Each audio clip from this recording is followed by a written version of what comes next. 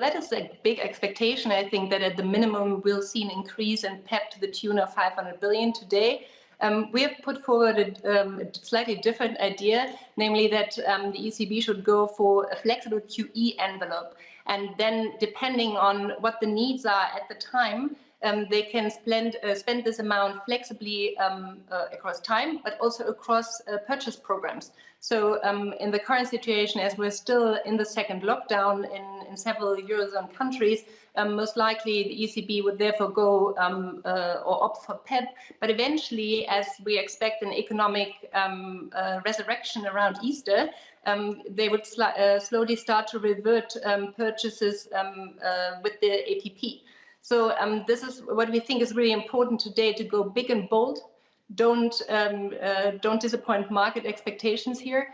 And the second point is to retain as much flexibility as possible, because for the first time we're actually seeing a glimmer of upside risk for 2021. That's something very new given the breakthrough on the vaccine front.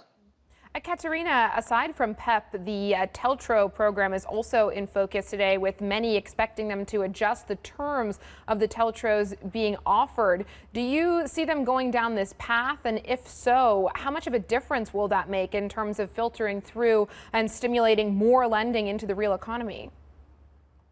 I think it's something that's also widely expected. If the ECB doesn't deliver on that, it would be a disappointment. And let's be clear here. For the banking sector, the worst is still ahead.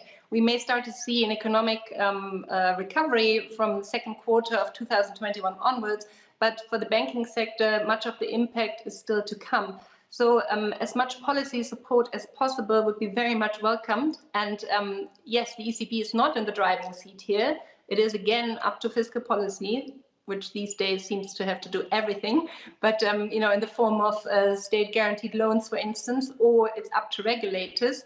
But monetary policy can help on the margin, and that's what they should definitely do today, either by extending the duration of TLTRO maturities, or by increasing the discount period. That's the period during which banks can receive the most favorable rate.